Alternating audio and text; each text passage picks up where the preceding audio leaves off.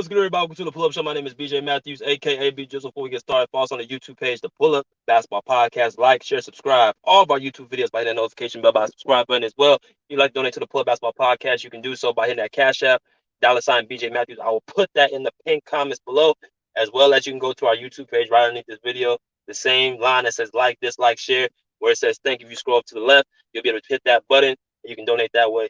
Let's get it popping. All right, man. Another great, video. I hope everybody had a, happy Thanksgiving, man. Yesterday, man. Hope I had a lot of good food and time with their family and all that good stuff, man. I'm actually about to head home right now, but I got a quick about 5 to 10 minutes, make this little quick video. Um, the Los Angeles Lakers, okay, right? Let's talk about the Lakers if they're not already talked about enough in the sports news. AD, Anthony Davis has been on a tear, averaging 36, right, 35 points per game, as well as 17 rebounds, 2.5 blocks. He just put it on a clinic on offensive and defensive end. The Lakers are 3-1 since he's been leading them with the absence of LeBron James. And it's pretty much kind of took a turn of events where, people saying AD should be traded to now that, he's back to being a top 5 player. Now, me personally, I made a video probably like 2.5 weeks ago about Shai Alexander being traded for Anthony Davis if that was a possibility. I feel like SGA would be a perfect fit for this Laker team, and I think AD could go to the Oklahoma City Thunder and thrive there. It would have been an even trade, but if AD continues to play like how he's playing, not an even trade at all. This is a top 5 player when he's playing like this, but we'll see what happens as that continues. But I will say this: there's a trade out there that was really, really echoed throughout this whole summer. And also, I'm starting to see through some reports, should this still possibly happen going into next season. And that trade is going to be Anthony Davis for this guy right here, Kyrie Irving, Uncle Drew, the Brooklyn Nets. Probably the most best ball handler in NBA history. Anthony Davis for Kyrie Irving. And I'm going to put this into the pinned comments as well as a question, if y'all think this should be an even trade. Now, let me just say this. AD and Kyrie Irving both have talent. Both are very super talented in their own right, their own positions. Kyrie Irving obviously being a guard, Anthony Davis being a big. They both have talents at their position. As a matter of fact, that you can argue they're probably top 2, top 3 talents at their point guard position, most skilled, if I want to say. But with their respective organizations, they've had their issues. It's been with Kyrie Irving being available because of causes that he decides to take up. Anthony Davis is he available because of injury? So they both have dealt with some things as far as with their organizations, and quite frankly, it's kind of perfect timing because they're both around the same age. Kyrie Irving is 30, Anthony Davis is 29. They're both averaging around the same amount of points per game. Now, of course, the rebounds and assists are going to be different because they play different positions, but they're both putting up pretty productive numbers. If I look at their stats right now, Kyrie Irving is averaging, they move this out the way, he's averaging 25.5 points per game, 47% field goal percent shooting, 4.5 rebounds, 4.2 assists per game. And if I look at a guy like Anthony Davis, he's averaging 26.4 points per game, 56% shooting, 12.6 rebounds, and 2.4 assists. Now, both, again, have been putting up productive numbers, right? These are both stars on the respective teams. So one would think, okay, you got that going. So what else you got? Well, here's the thing. Anthony Davis and Kyrie Irving has also this in common as well. They both played with LeBron James.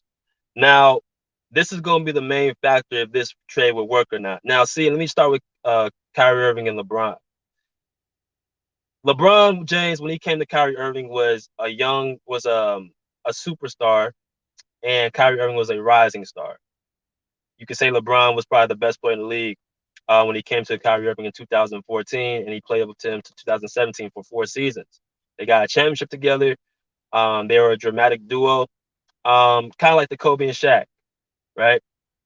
Shaq being, in his prime, and then Kobe kind of, being before his prime. The same thing with this LeBron Kyrie duo. Now, here's the thing.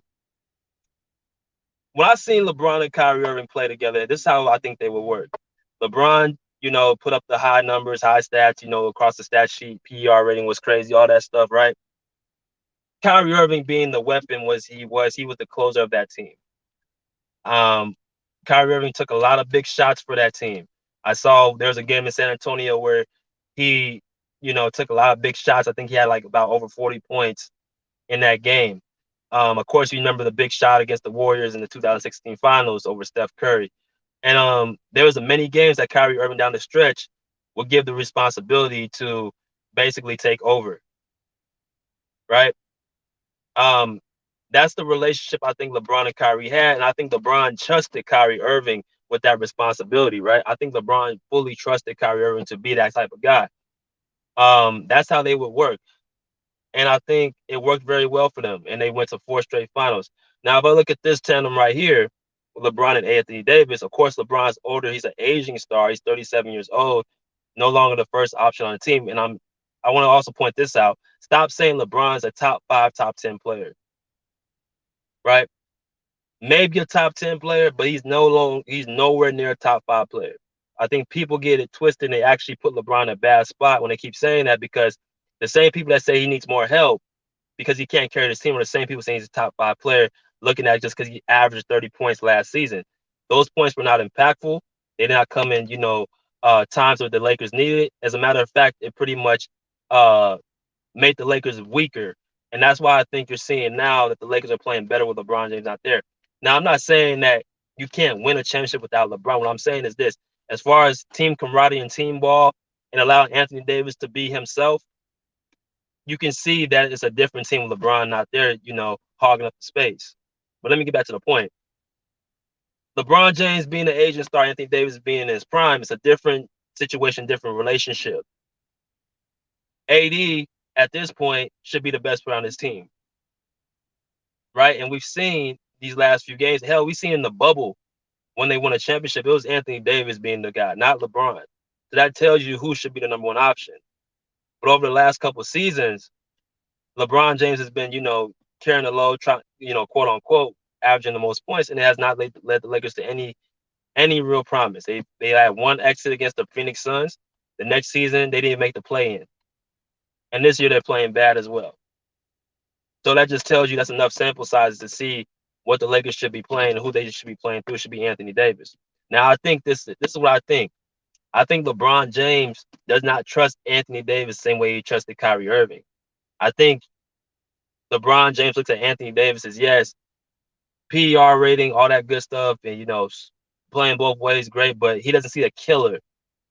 And that's why I told that's why I said in one of my last videos, I said LeBron James doesn't need necessarily shooters. He needs a killer, a guy beside him who's going to go and be in full attack mode, probably give you somewhere between 25 and 30 points a game as his second co-star. Anthony Davis is not that type of player. He can be in spurts, but he's not that type of player consistently. Kyrie Irving, you don't have to tell him he has to score the ball. He knows he can score. That's what he does naturally out of his sleep. He's a mini Kobe Bryant.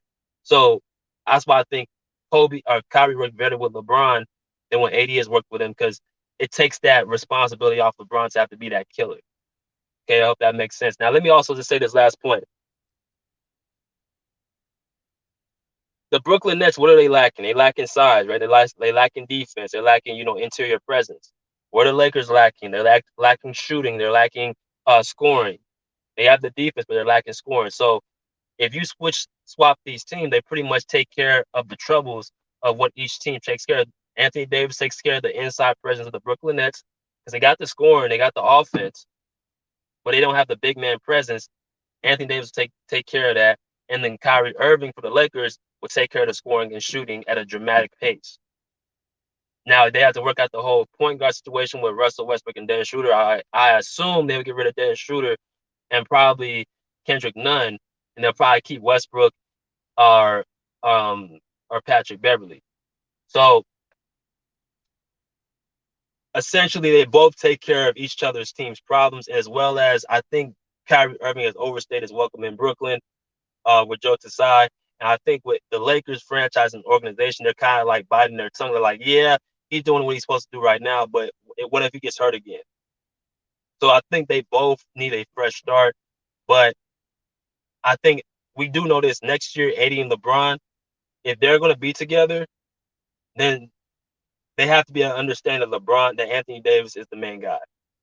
That's what needs to be happening right now. If it's not happening right now, there's no reason to continue this tandem because LeBron being the number one option is hurting the Lakers, not helping.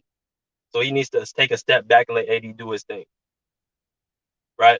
But that's all I gotta say about that. I think this is an even trade, but I'm still gonna wait and see what LeBron James does because it's all up to what he do. If he goes into tonight's game against the Spurs and here on out trying to be the number one guy, still shooting them long threes and jump shots, taking more shots than AD, let him go and let AD thrive with the other players. But if not, then hey, I would take Kyrie Irving for AD. But let me hear what y'all gotta say. Until next time, pull up, see, pull up, check a lot. Peace. Out here like swim. Wow.